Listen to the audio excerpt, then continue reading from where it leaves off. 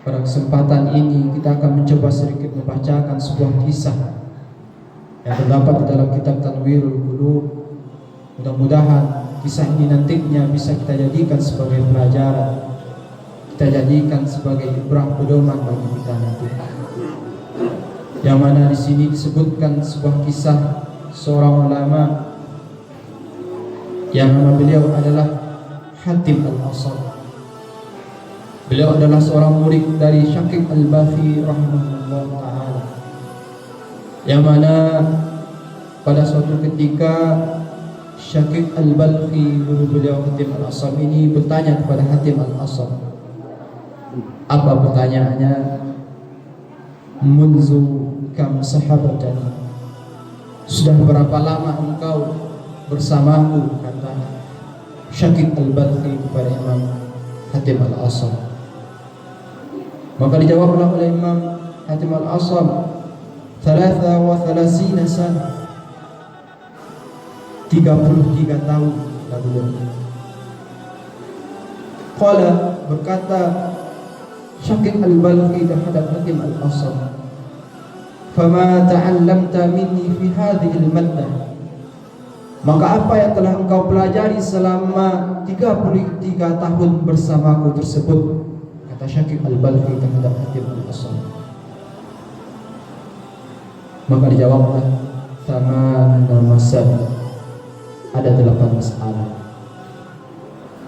Hati siapa guru yang tidak akan kecewa ketika mendengar muridnya setelah 33 tahun bersama belajar namun hanya mendapat 8 masalah. Sehingga hal tersebut membuat Syakib Al-Balkhi bertanya kepada Hatim Al-Asam, inna lillahi wa inna ilaihi raji'un. Kecewa kepada mendengar jawaban Hatim Al-Asam, mendengar jawabannya hanya 8 masalah yang dia pendapat selama 33 tahun belajar dengan Syakib Al-Balkhi. Zahaba amri ma'aki walam tata'allam illa 8 masail, telah habis umur engkau besertamu, kata Syakib Al-Balkhi, namun hanya 8 masalah yang kau peroleh. Fama hiya, maka apakah dianya yang 8 masalah tersebut, kata Syakib Al-Balkhi kepada Hatim Al-Asam. Maka dijawablah, al-awwalu, yang pertama, nazartu ila hadzal khalqi, memandang aku kepada ini makhluk, faraitu kullu wahidin, maka melihat aku tiap-tiap satu dari makhluk tersebut, yuhibbu syai'an, mencintai sesuatu, fala yazalu mahbubu ma'ah, maka senantiasa dia beserta dengan apa yang dia cintai, kata Hatim Al-Asam. Fa idza dhahaba ila qabrihi, maka apabila seseorang tersebut pergi ke dalam kuburnya, farikuhu, maka mencerai kekasihnya tersebut, kekasihnya tidak ikut dengannya ke dalam kuburnya.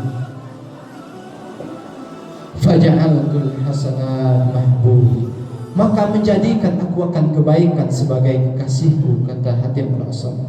Fa idza dakhaltu qabri, maka apabila masuk aku akan kuburku, dakhala mahbubi, maka masuk pula lah kekasihku besertaku ke dalam kubur tersebut. Itu yang pertama. Maka dijawablah oleh Syakib Al-Balkhi, ahsanta, benar kau, baik kau. Famasaniyah, maka apakah yang kedua?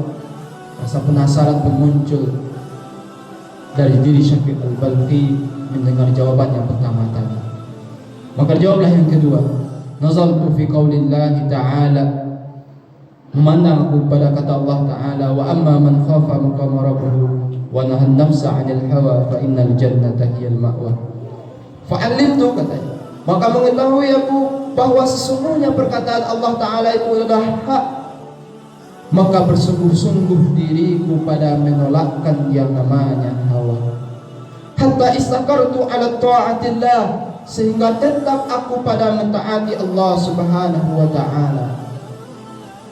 Karena sesungguhnya yang namanya hawa nafsu itu akan memberi dorongan kepada kita untuk selalu berbuat yang namanya kemaksiatan, sehingga kita diperintahkan untuk berpuasa, untuk melawan hawa nafsu. Karena banyak dari bacaan karangan para ulama kita baca bahwa sungguhnya hawa dan nafsu itu akan mendorong kita kepada sesuatu keburukan, maka lawanlah hawa nafsu itu sehingga kita bisa tetap dalam mentaati Allah Subhanahu wa taala. Itu yang kedua. Kemudian yang ketiga, nazartu ila hadzal khalqi, kata Hatim Al-Asam, memandang aku kepada makhluk, fara'aitu kullu, maka melihat aku tiap-tiap man ma'ahu syai', orang besertanya orang tersebut ada sesuatu yang lahu qimatun, yang baginya sesuatu itu ada harga, walahu indahu miqdarun yahfadhu, dan ketika sesuatu itu bernilai, sesuatu yang berharga, maka orang-orang tersebut memeliharanya. Summa nazartu fi qaulillahi azza wa jalla, kemudian memandang aku kepada kata Allah azza wa jalla, ma indakum yanfuzu wa ma indallahi baqi, apa-apa yang ada di sisi kamu itu akan berlalu, akan habis, wa ma indallahi baqi, dan apa-apa yang di sisi Allah itu akan kekal. Fa kullama waqa'a li syai'in lahu qimatun wa miqdar, maka tiap sesuatu yang ada bagiku itu ada harganya dan ada ukurannya. Wajjahtuhu ila Allah Ta'ala, memalingkan aku kepada Allah Subhanahu wa Ta'ala, liyabqini 'indahu, supaya kalau apa yang berharga tersebut bagiku di sisinya Allah Subhanahu wa Ta'ala.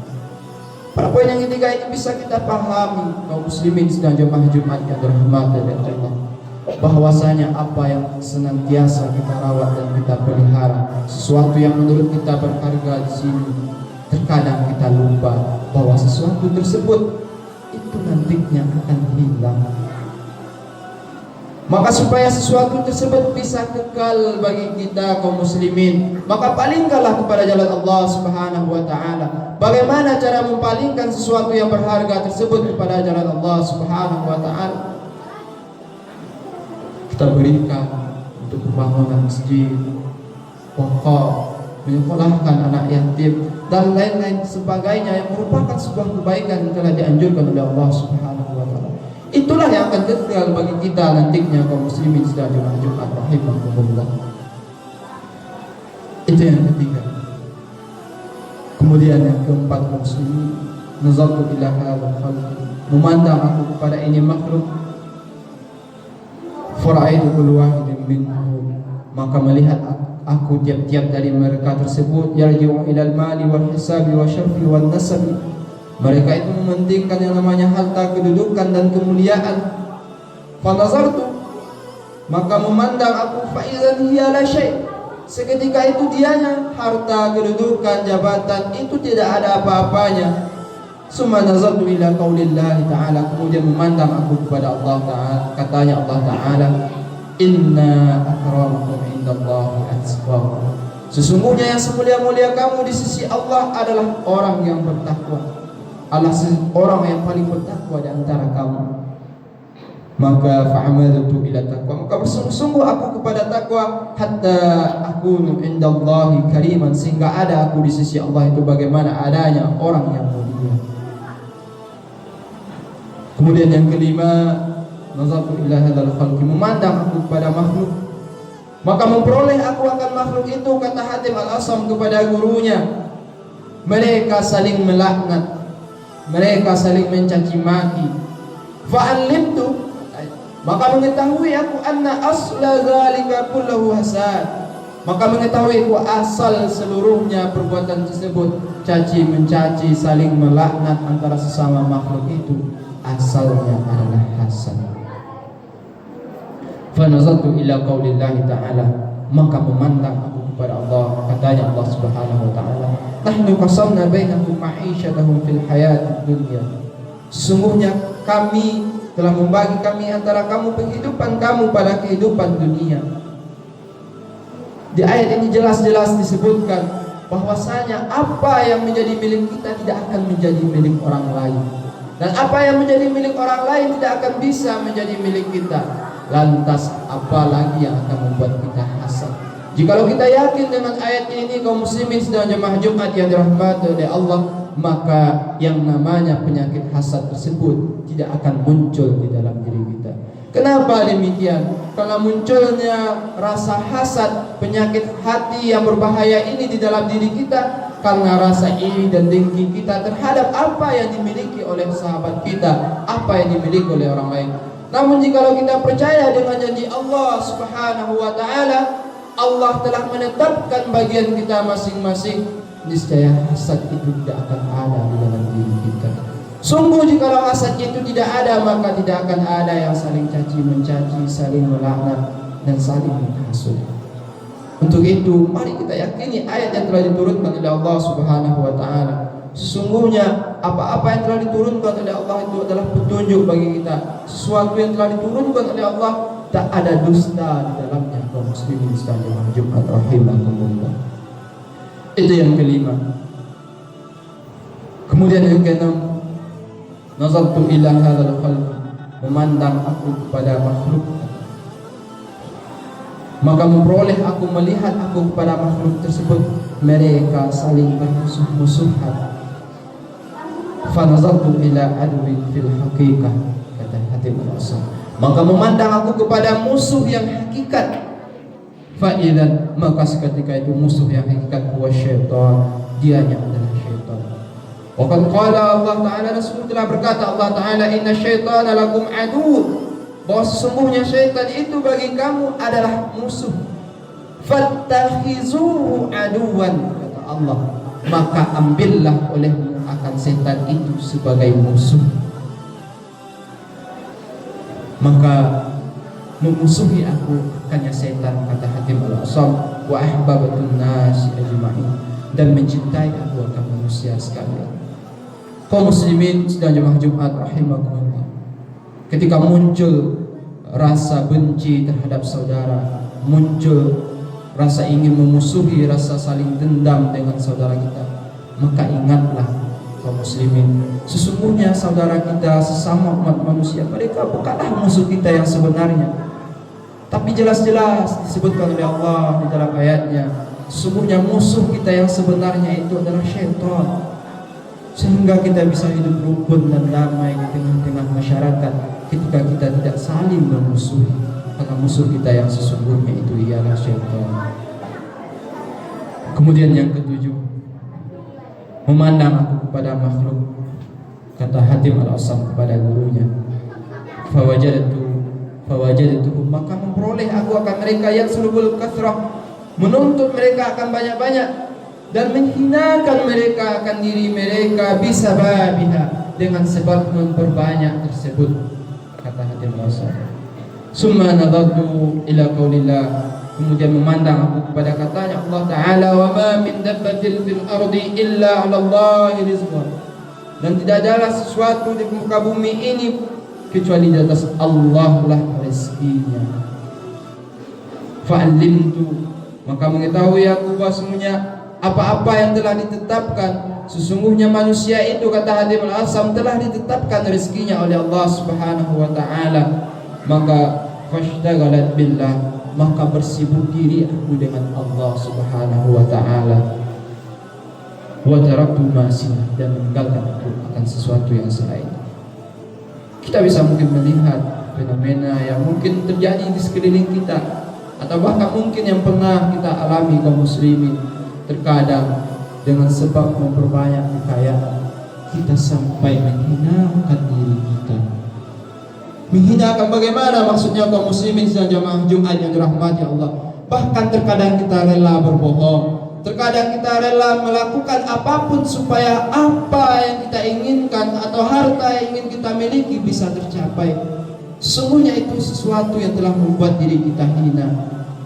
Maka yakinlah, apapun yang kita usahakan, yang rezeki kita, itu telah diatur oleh Allah Subhanahu wa taala. Namun kaum muslimin, ini bukanlah sesuatu yang penyampaian khatib pada kesempatan kali ini bukanlah sesuatu yang membuat kita untuk berusaha.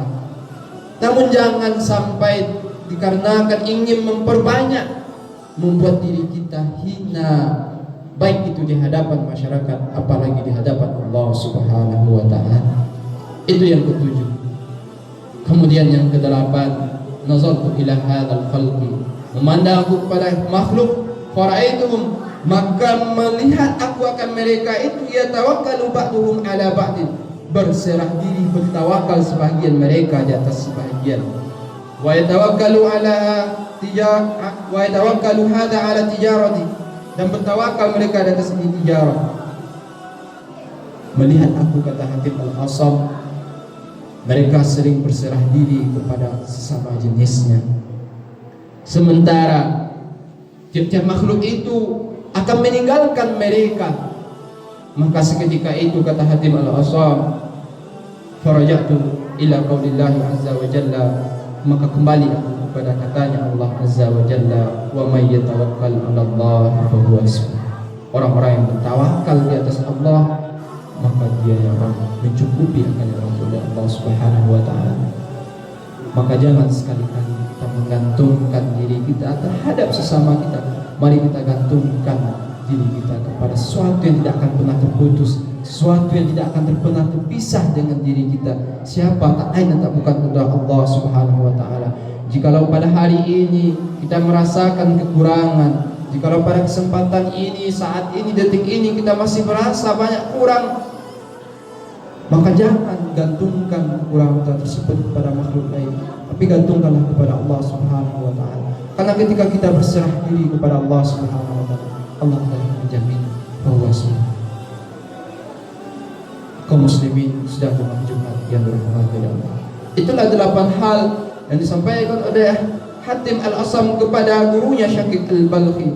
Maka seketika mendengar hal tersebut, berkatalah gurunya kepada Hatim Al-Asam, waffaqakallah ya Hatim, semoga memberi taufik akan engkau oleh Allah wahai Hatim, falaqad jama'tul umur kull, maka demi sungguh mengumpulkan engkau akan urusan keseluruhannya, kata gurunya. Kaum muslimin sedang jemaah Jumat yang dirahmati oleh Allah. Dari kisah pendek ini, selain dari 8 masalah tadi, yang bisa kita ambil kesimpulan tak lain dan tak bukan adalah ketika kita melihat seorang murid, walaupun kita bukan seorang guru, kita semua adalah seorang yang akan memberikan pelajaran kepada orang lain. Ketika ada rasa kecewa, jangan sampai dulu rasa kecewa itu membuat kita melakukan hal-hal yang salah. Namun mari tabayyun dulu, mari kita mendengar penjelasan apa yang sudah didapatkan, sebagaimana yang dilakukan oleh Syakik Al-Balkhi.